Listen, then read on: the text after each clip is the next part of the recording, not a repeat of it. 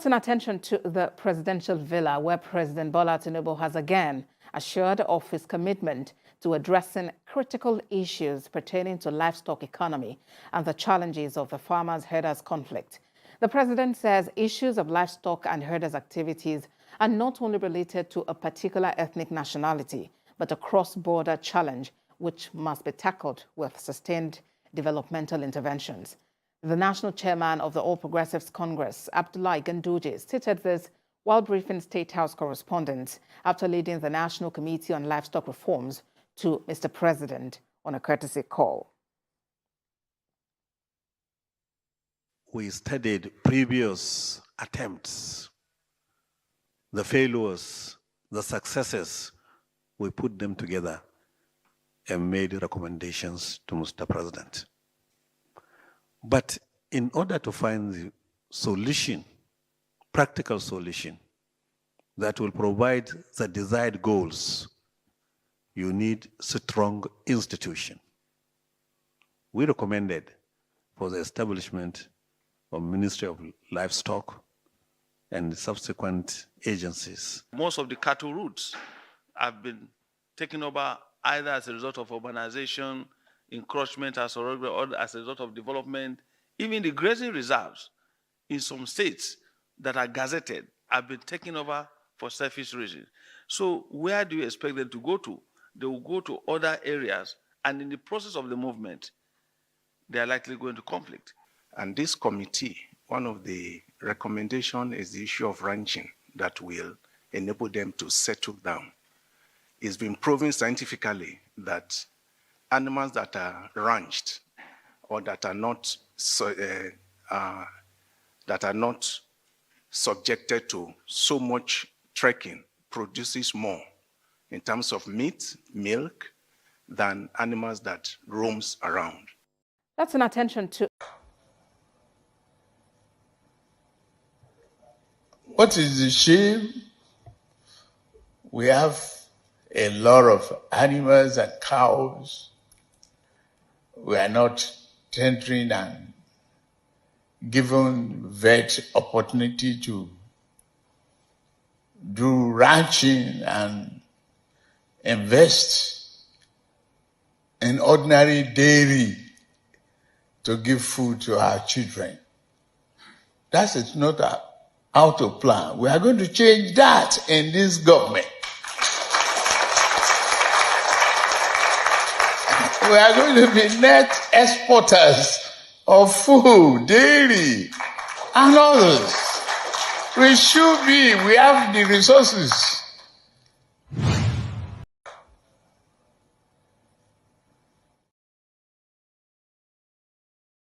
All right, so it's a pleasant afternoon, everyone. And I want to thank every one of us for joining. This is Veterinary Spotlight, where we will be spotlighting, let me say, very important personalities. Last week, we had Dr. Chudu Ndwaka from the NEF Foundation. Today, we are having somebody very, very special. And he's going to be talking on something also really very topical. Something I think we all need to pay attention to. I was in a meeting last week and somebody said fortune is smiling on veterinarians across the country. Well, I agree 100% that fortune for this time around is smiling on us.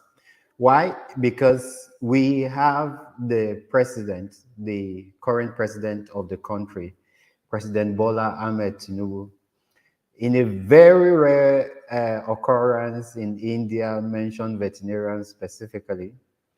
And not just that, there are certain reforms built around what it is that we are doing that will enhance the ability of veterinarians to be extremely very relevant in the scheme of things. Right. A committee was set up to do a measure of livestock reforms.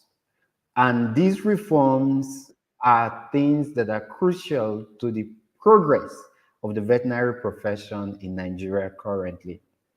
So we thought it nice to bring one of the people who are part of the committee and who actually submitted the blueprint to Mr. President, urging them to follow this reform and see how the issue around the livestock herders clashes can be resolved.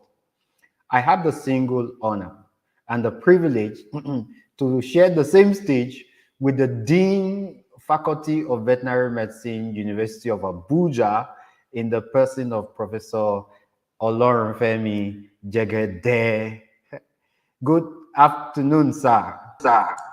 Good afternoon, Dr. Femi Kayode. It's a pleasure to be with you and also to share the stage with you. Fantastic. It's a honor to be here, Farmalat. And I want to also commend and encourage you for the good work you are doing, not just for the Farmalat, but for the veterinary profession.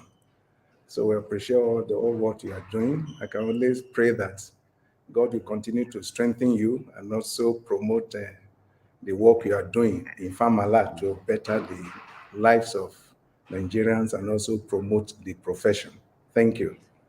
Thank you very much, Prof. So back end, I'm echoing. Why?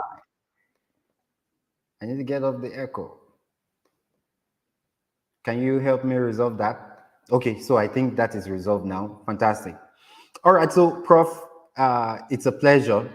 And I feel, as I said initially, privileged. So let's dive deep into there are over 40 veterinarians that joined. More is joining and it's going to be live. It's already live on our YouTube channel. So I believe quite a lot of people will want to hear. Right, you were part of the committee. Can you just brief us? How did you become part of the committee and which committee is this? That we saw you on news. Talking and presenting the document to the president. Can you just give us like a brief overview of what it's all about? Now, concerned with the persistent farmer-herder conflict that has contributed to stagnate the performance of livestock sector in Nigeria, His Excellency, Dr. Abdullahi Umar Ganduje, the former executive governor of Kano State, initiated and hosted the National Conference on Livestock, Reforms, and Mitigation of Associated Conflicts in Nigeria. And this conference took place between the February 13th and 15th of this year. And the conference, took place at the NAF Conference Center in Abuja. The committee was chaired by Professor Atahiru Jega, the former INEC chairman, who's known to us. And it was co-chaired by Professor J.D. Amin. And then we'll have about 28 thereabout of us that were in that committee. The conference brought together not less than 500 attendants came in from all over the country, including entrepreneurs, traditional rulers. In fact, the Sultan of Sokoto, His Eminence, the Sultan of Sokoto was also in attendance all through the conference. The NGOs were there, policymakers were there. In fact, it brought entrepreneurs were there. It brought about, it's an area of several farmer groups were there. It brought a lot of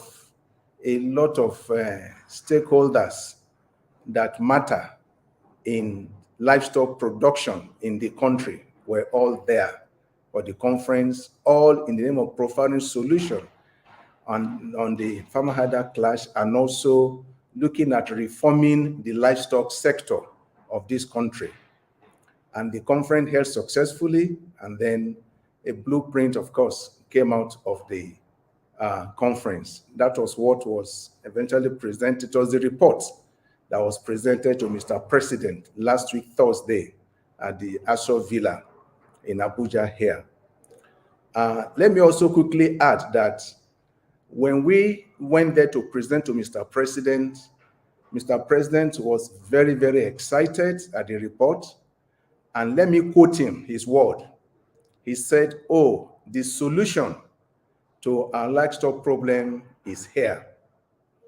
And he promised to look at the report and also to ensure its implementation.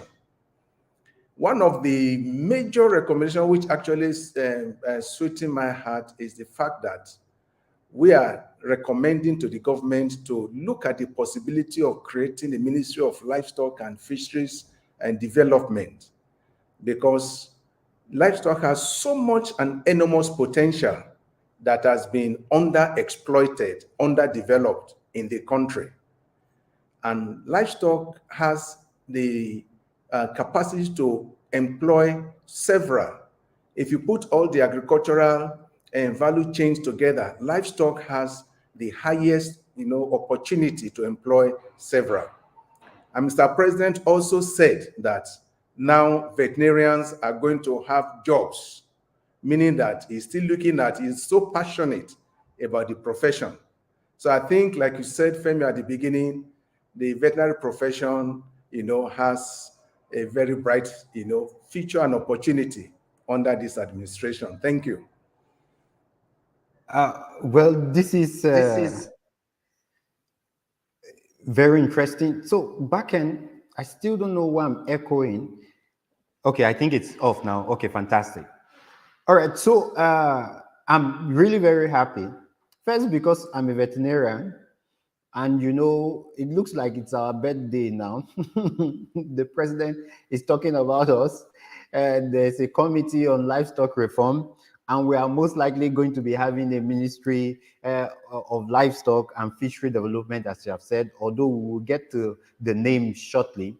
But what should, from your experience with the committee and being part of the extensive blueprint, what should veterinarians be aware of specifically, and how should veterinarians prepare for the opportunities ahead?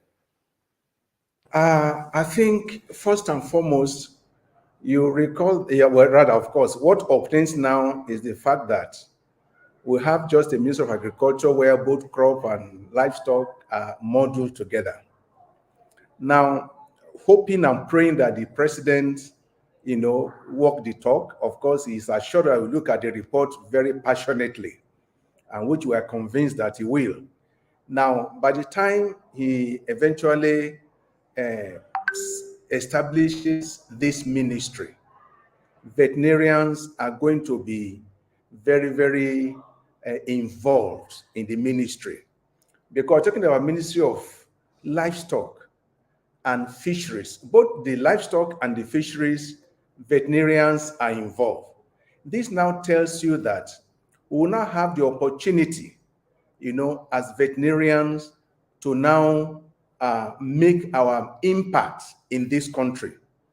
Now, I know that among the West African countries, ECOWAS, Nigeria is about the only country that doesn't have that ministry. Other countries, from what we found out, they have that, and that has helped, to bolster the agricultural GDP.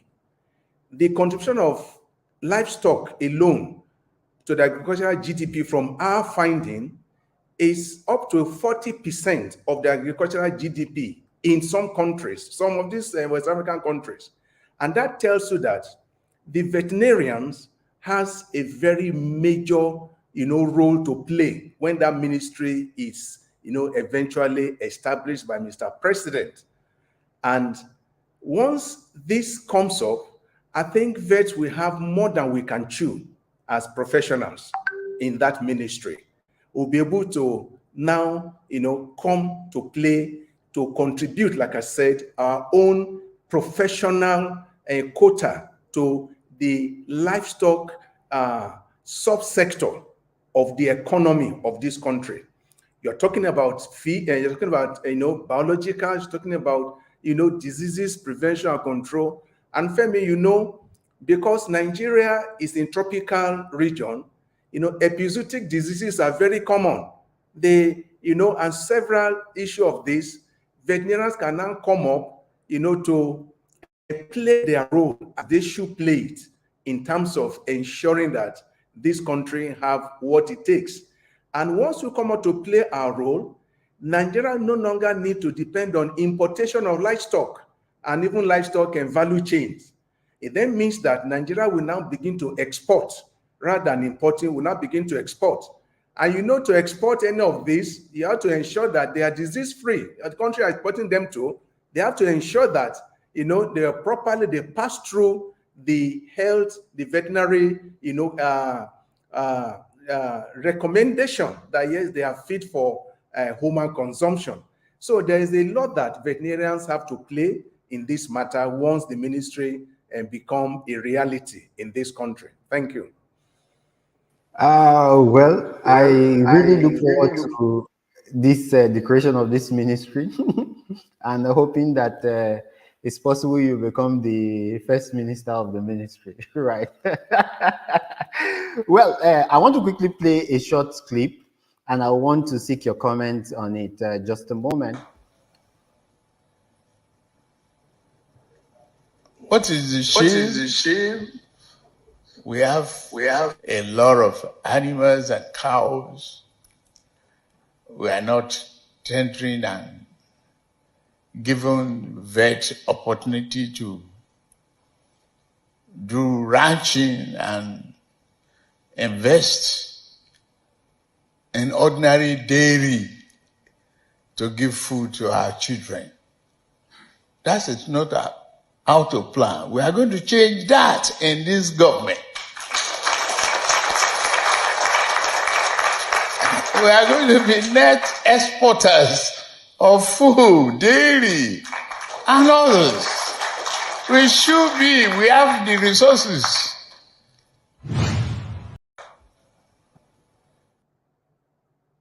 So, a few interesting things about that clip, Prof. The first is the president of the country advocating for veterinarians, correct? He said, we're not giving vets opportunity. I found out, and this was on a world stage. He wasn't in Aston Villa, he was in India advocating for veterinarians. Then he now said that in this administration, we will change that. That gives me a very strong sense of his commitment to ensuring that we play a role in changing what is there to him. And the third part that really caught my attention, right? He said we will be net exporter of dairy products. That sounds like a huge responsibility, Prof. You are a member, also a member of the Veterinary Council. You are presiding over an entire faculty of veterinary medicine in one of the most prestigious universities in the country. Are veterinarians ready? Are they? Are we? Let me not say are veterinarians ready. Are we ready? Okay. Now, Femi, let me tell you this. To show the president's commitment to that statement, when we went to him to present the report, after two of us were asked to speak, to address the president, and I was fortunate to be, chosen to address the president in the villa. I did address him as a veterinarian and told him things that need to be done.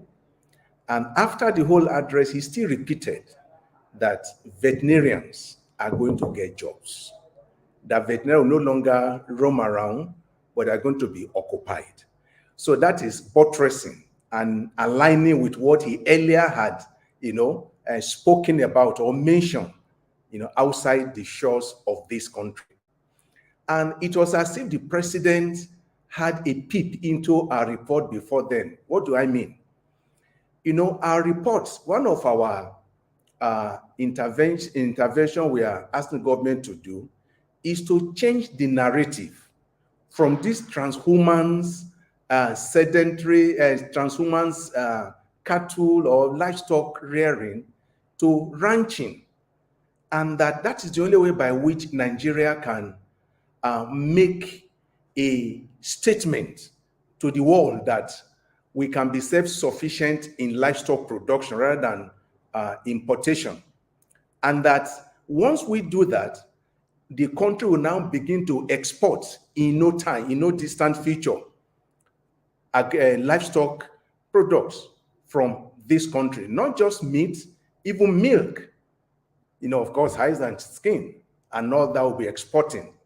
So the president is always excited when he comes talking about the veterinarians. And that is why the ball is now in our court as professionals, not to disappoint or to let the president down. He has come out to tell us right from the beginning of his administration now, he has come out to tell us, to let us know the direction in which he intends to move agriculturally. That is, working closely with the veterinarians.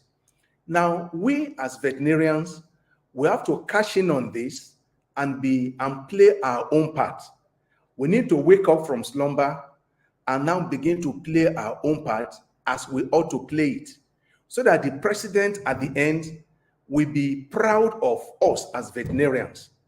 My desire and wish is that we should not disappoint Mr. President. He has so much expectation for us, from us as veterinarians. And we also must walk the talk and ensure that we don't disappoint him. Thank God, before now, a lot has been involved in small animal production and pets and co. But now, we now need to look at the livestock now. When we talk about livestock, not just cattle, not just sheep and goats, including pigs. You have poultry there. And then, of course, the ministry are proposing fisheries development is also part of it. So as veterinarians now, we need to up our game to ensure that we are ready and that Mr. President will not be disappointed by us, the professionals. Since he's now ready, it's like, look, what he tends to say is that, look, I'm putting this issue of livestock in your hands. What can you do to change the narrative? He wants to change the narrative. Of course, he cannot change it there in Asorok. It is us, the veterinarians, he's looking up to change this narrative. And that's why we must wake up from slumber and to now begin to see how we change the narrative. I'm glad that next month we're having our National Congress. I want to hope that we'll be able to also come up with ways of changing narratives to meet up with the president's expectation as as he looks forward to the professions. Thank you.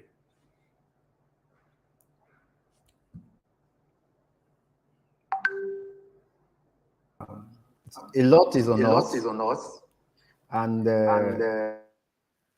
we need to rise to the occasion so that we don't, as we popularly say, we don't fall president's hands. Well, I want to now tell everyone you're watching Veterinary Spotlight on Farmalab TV. If you have not subscribed yet to the channel, it's a good time to do that. And if you have, it's a good time to keep up with all our activities. Prof is here. He will be answering all questions. While I was sharing the advert, I saw people asking me, so why Ministry of Livestock? Why not Ministry of Health? So you have the opportunity to ask questions on the comment button, and we'll be bringing it on the screen. I already see one question, and I will be bringing up our Prof to answer it. Well, Prof was part of it. Dr. M.Sc is saying, so when precisely will the Livestock Fishery Ministry be established? Well, I think I want to give Prof the opportunity to answer this. Go ahead, Prof. President last week, Thursday. So the president has promised to study it, and he has promised to implement the recommendations which we have proffered. So I want us to give the president some little time to completely digest what is there before we now look forward to him establishing that ministry. You will recall that even after the meeting, the former governor of Kano State, His Excellency, Dr. Umar Ganduje, who now happens to now be the chairman of the APC, he also reiterated again and stressed the fact that our recommendation on the issue of the Ministry of Livestock and Fish Development, that the president has, promised that he will do something about it. But we are looking up to him and waiting anxiously to when he will get it established. Let me also use the word that, in the Holy Book that say, well, let's hope that soon it will be established by our president. Thank you. Thank you so much, Prof. The president had already said that in this administration, it's going to happen. And of course, I live in Lagos. I've stayed a lot in Lagos, and I have a very good faith that very soon we will see a sweeping change. So I want to ask someone, okay, I've seen another question, and you might want to address that. I think Dr. Ezekiel says, is Ministry of Animals not more encompassing, as livestock seems exclude pets and wildlife? No, livestock encompasses all.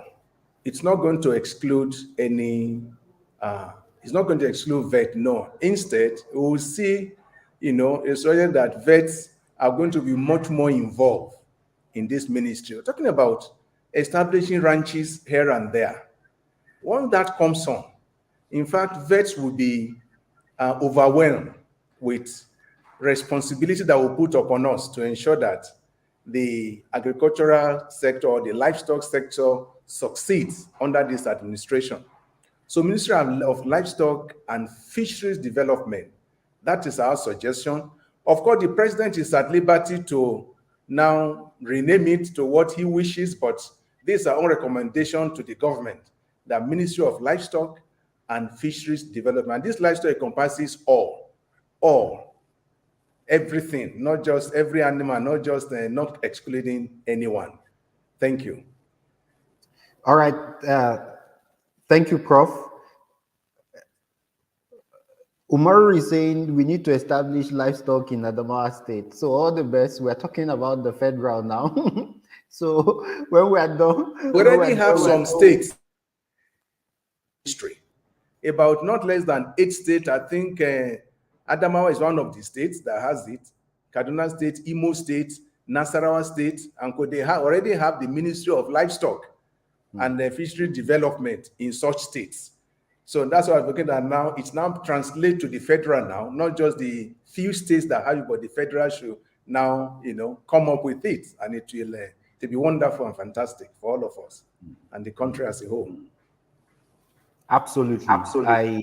I agree 100%. So Bello said this is a welcome development. Kudos. Now we have just slightly less than 10 minutes to wrap this up. I asked initially if we're prepared as a veterinary community. I know the council is also doing a lot around this to ensure that we are more efficient, right? So you're part of the blueprint. You've submitted the blueprint to Mr. President, and Mr. President is supposed to take a look at those blueprints, read it, and act on whatever it is that you. I just want to ask in a very subtle way, right? I presume that a committee will be set up again outside this committee, or will the committee, I don't know whether it's in your purview, will the committee be saddled with the responsibility of going ahead with the implementation? And if another committee will be set up, how do we use, because you're in a very prominent position, we are all looking up to you. You're one of those few vets in that committee that built the blueprint. How do we ensure that vets in everything that will be set up are represented and can talk about what concerns us in that committee and in the entire scheme of things at large? To you, Prof. Okay, thank you. Well, let me not frame the president. We have done the assignment given to us as a committee. We have submitted to him. Now, he mentioned to us that there will be a presidential committee that will see to the implementation of the blueprint. Now, for us who are in this committee, we are very much available. Should the president see the need or deem it fit to ask us to go take it to the next level, or set up a different committee and probably invite some of members of the committee to join that in order to ensure that implementation does well. But however it goes, the issue is that once that committee to implement it is set up, the convener, who is His Excellency Dr. Ganduje, is a man who is passionate about this, passionate about veterinarians. In fact, let me just add this, which I didn't add at the opening.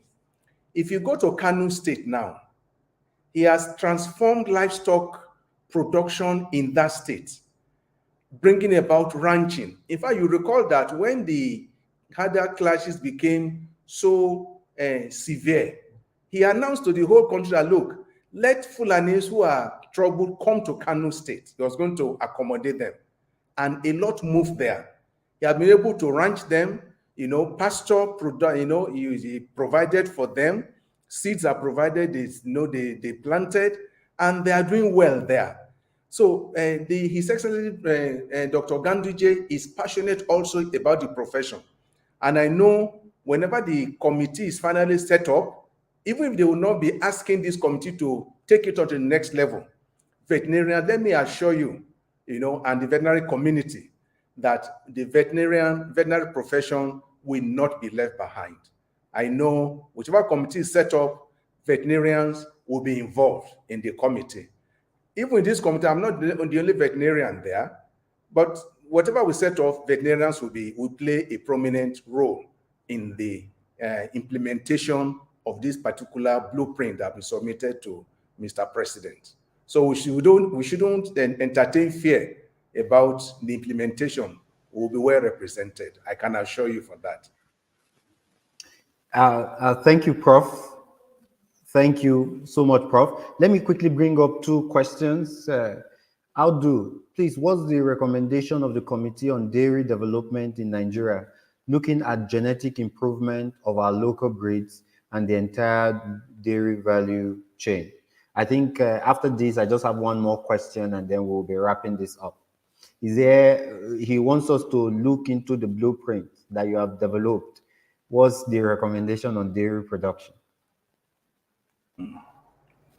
Well, we made recommendation on all the livestock value chain. That is beef, dairy, and what we recommended was the fact that we cannot achieve this without ranching. And we also recommended that among our livestock, among the cattle that we have, the Gudali and the Bunani, that's the white Fulani now, they are promising in terms of milk production. And so our recommendation is that the country can start with those in order to arrive at the Nigerian breed for dairy. Once research goes into them with a point of improving upon their dairy production, their milk production, we'll be able to take them to a higher level than what they are now. Even though the committee also noted that once they are ranched, their milk output will be more than what it is currently, because now they are subjected to so much stress of moving about in terms of livestock transhumans. They keep moving about, so there's so much stress on them, and of course no feed. We're also recommending that for us to have a good dairy animals or dairy products from these animals, the issue of feed, pasture must be looked at. So to formulate feed for them, and also look at improving the genetic makeup of these animals. Once this is done, we're going to be sure that we'll have dairy. Not only dairy, like I said, also beef, beef animals too. We have recommended for this to be developed. At the moment, we have ranch in some pockets of ranch in some places. For example, Isei in Oyo State that has well-developed pasture. They are doing fantastically well. Their milk product is quite much and is quite appreciable. We also have others in Kanu. Kanu also, there are ranches there that are doing well. I think what we now need to do is to hope that government will, buy into this ranching that we're talking about and go ahead to convince the transhumans, livestock farmers of the need for them to ranch. And this will go along with education to educate them, extension activities to them, and to see that once they can see that this ranching pays better than the transhumans movement in which they are, they will be the one coming to beg that, look, we want to ranch because of obvious advantage that they stand to gain from it. So as for dairy, there's a recommendation for dairy, recommendation for also beef animal, so that at the end of the day, we'll have enough as to export. Like the president said, we can't even provide milk, ordinary, he called it ordinary, to tell you how, he feels that, look, we should have gone beyond that stage.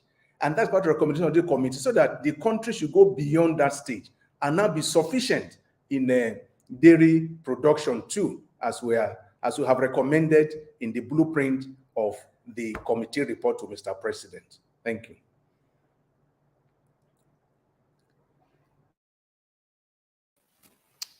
All right, brilliant, Prof. Let me ask you a final question, and a very, will I say funny one at that? Somebody, just a moment, let me bring up this question. All right, I think it's by Dr. Steven. He's saying that, how can we marry the scarcity first? Marry the scarcity of vets, which may result from employment from the government and the thriving of quacks. All right, so will vet be scarce if these opportunities come? First of all, do we have scarcity of vets? If this opportunity comes, will there be scarcity of vets? And how can you use your university to probably take in 500 students at a go?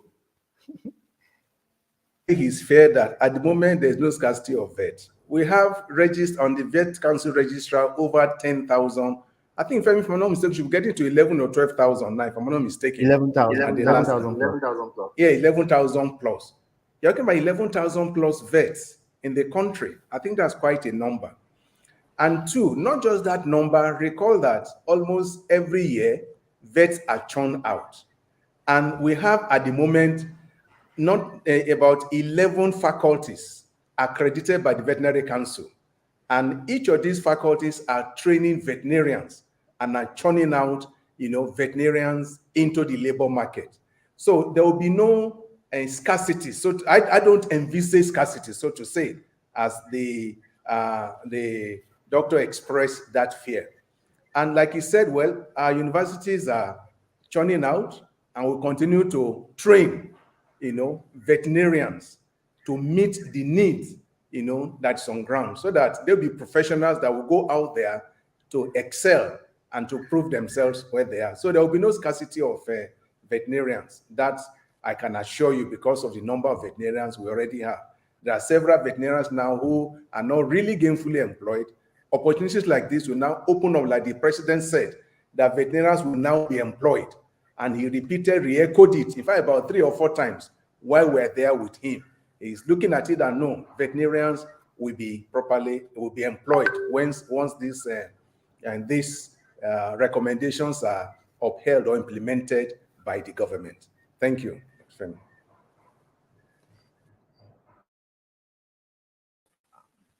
Okay, thank you so much, Prof. I'm hoping when the time to start the employment comes in, they will ask us to gather the CVs. Then they will be looking at faces. That's on the lighter mode. There's one more thing, Prof, you need to do for us before we leave, but I want to thank every one of us for joining. You are on Farmalak Radio, TV. If you have not subscribed, that's the only way we can quickly reach you if we are on live programs like this. So you quickly hit the subscribe button. The entire program will be on our TV, on our channel, for you to watch and rewatch and share with a colleague. Over 10,000 vets that we have. They need to know that opportunities is knocking at our door. Now, on a very final note, Prof, usually when I see opportunities come, I call people around me and I tell them these opportunities will be available in 6 months, in 1 year, in 2 months, in 1 week. and this is what you need to do to prepare. Right. It's one thing to have opportunities knock at our door. It's another thing to also be prepared for the opportunity. Because I think I read a book, Richest Man in Babylon, long time ago. He said, opportunity is a haughty goddess. It wastes no time for those who are unprepared. Right.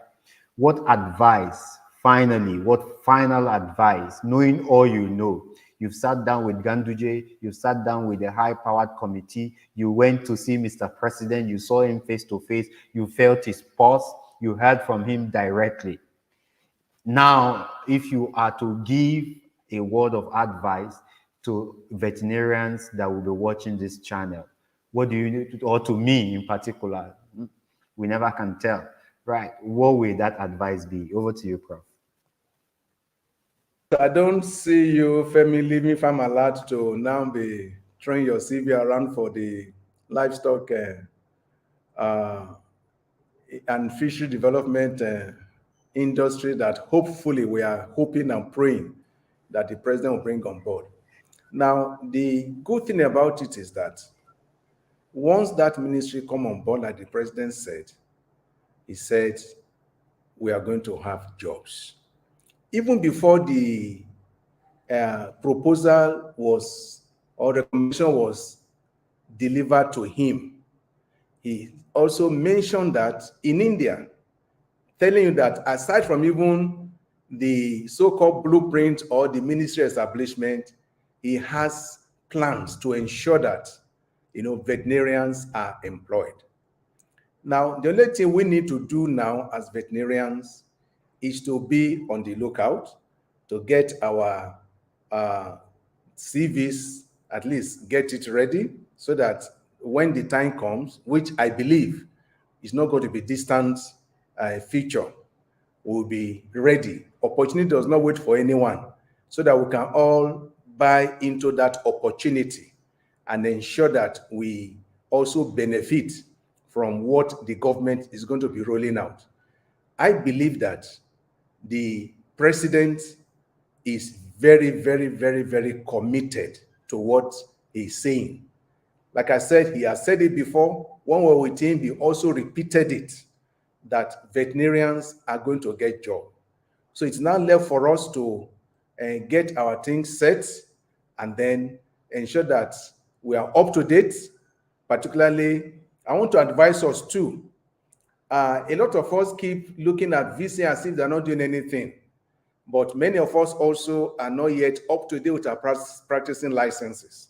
And if you don't pay up, how can Vet Council have the resources to move on to, even fight for us, the professionals? So advise us, let us get that ready. Should they use that as one of the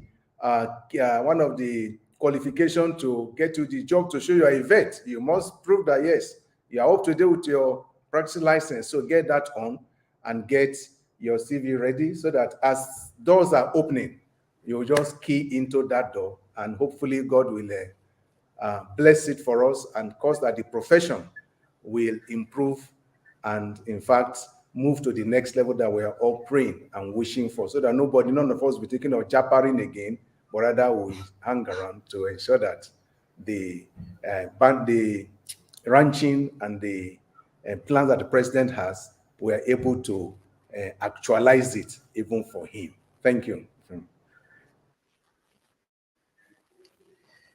Yeah, Prof, we can't thank you enough. I know when we spoke about this late last week, you were not very sure you could meet up because of the volume of work on your decks, but you made it a point of duty to come.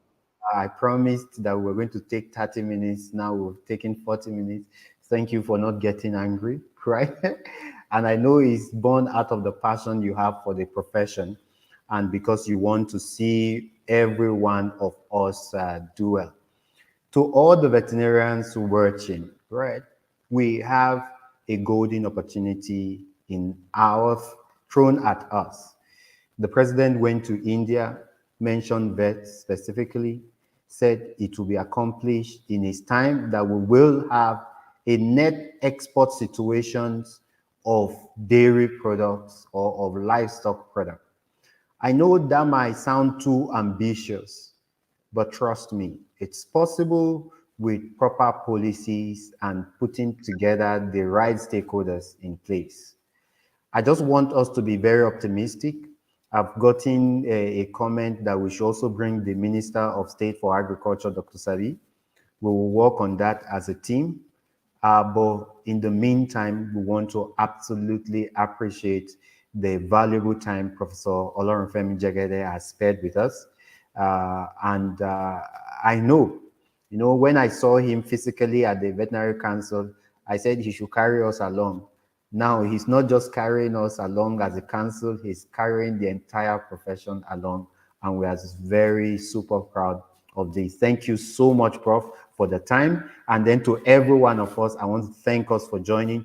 Next week, we will be bringing up another person to the spotlight so that we can together grow the veterinary community and become stronger. I want to thank you all. To the back-end team, thank you for doing a very good job. I will see every one of us next week.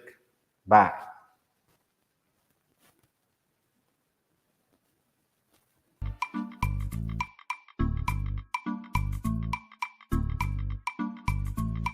It's ODJ. Share you like us, your chicken, they die anyhow. Share you like us, your fish, they die anyhow. You don't tire to the fumigate. You don't tire to the lose money. Yeah. It's farm a lot. No worry, my brother, you go get a lot.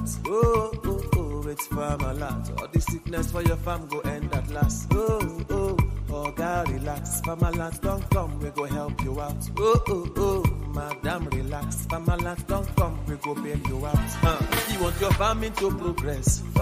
Everything go they make sense with. We go give you training, we go help you with. If you want your farming to progress, farming go they make sense when you join.